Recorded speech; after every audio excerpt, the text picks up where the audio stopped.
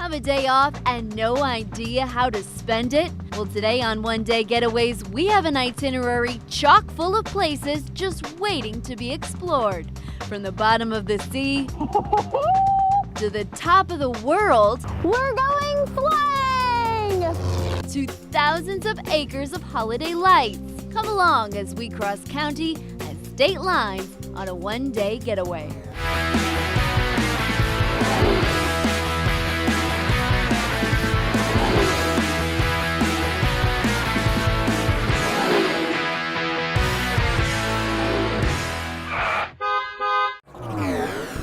Have a few days off for the holiday and need to recharge? Well, in today's episode, we're exploring some places to jumpstart your battery that are all within a day's drive. Now, for our first getaway, we're following in the footsteps of aviation pioneers and seeing what Berks County looks like from 2,500 feet above the ground.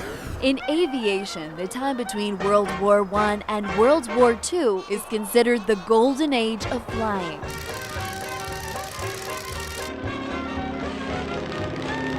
And when it comes to preserving a piece of the past, you can't do much better than the Golden Age Air Museum in Bethel Township.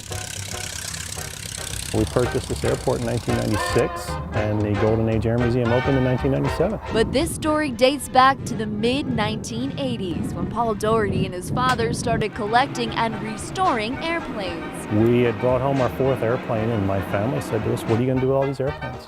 And my father and I looked at each other as kind of a joke, and we said, "We're going to start a museum." It took a number of years later, but what began as a family joke has grown into an impressive collection. The Golden Age Air Museum and Airfield sits on 55 acres of land and is home to 30 planes. What's so impressive is that so many of them are still flying. Well, that's the point. You go to a lot of museums, and you see a lot of airplanes behind ropes and in special lighting and all that. We fly our airplanes, and they earn their keep around here. They get dirty. Like this, the 1926 Winstead Special. This Winstead Special is the only one of its type, and it's not a well-known airplane because it's a one-off, but it's historically important because of who designed it. So this plane right here, straight out of the history books, a 1918 Curtiss Jenny. And it's a standout in this collection here at the museum and any in the world, because while there were 6,000 made, only 30 still exist, and only 10 of those can still fly. And this is one of them. If you were a pilot in World War I, at least a U.S. pilot, most likely you would have learned to fly in one of the Jennies. After the war, they say they got as cheap as $50, $100 a piece.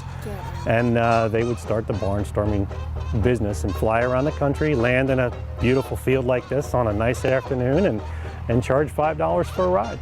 But in those days, the one who most often captured the public's eye was the war-trained flyer who took up barnstorming. The collection is a colorful and eccentric ensemble. There's even a rocket bike built for two. This would be perfect for Halloween. And you not only get a look at the pieces from here on the ground, but the more adventurous tourist can see the collection from way above. You can come out and fly two seats side by side. You'll sit in the front, pilot sits in the back. So today, we're calling shotgun on this 1929 Waco 10. This airplane has the distinction of having served continuously from 1929 to present.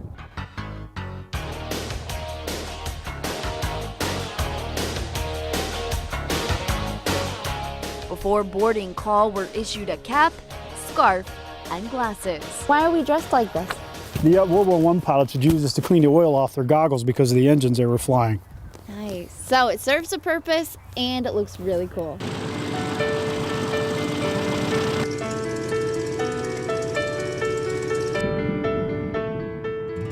In order to get off the ground, these planes are built ultra light. Our ride takes us up over 1,000 feet for a bird's eye view of beautiful Lebanon County.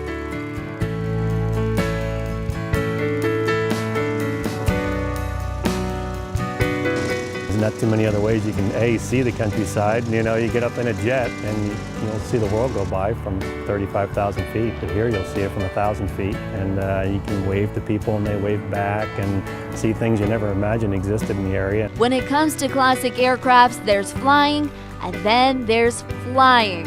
And sailing through the sky with the greatest of ease isn't the only thing these planes can do. A few times a year, pilots and daredevils at Golden Age Air put on a show that would make stunt doubles blush. And today, Paul has invited us to go along for a thrill ride. Things are gonna get interesting. This is the true barnstorming experience. So extreme, in fact, we couldn't even take a camera along for the ride. But I'm still getting a front row seat with a mind-boggling view.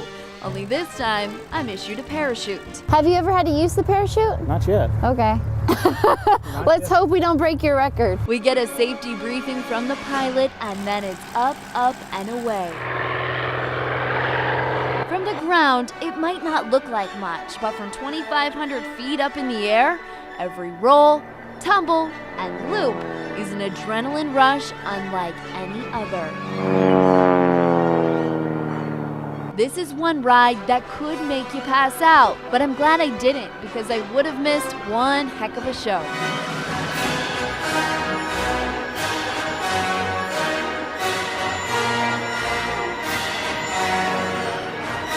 We went 4 Gs positive.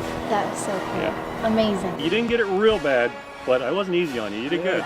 Both flying experiences are a once-in-a-lifetime, fly-by-the-seat-of-your-pants adventure. And starting at under $100, this getaway is a great way to revisit the early days of aviation.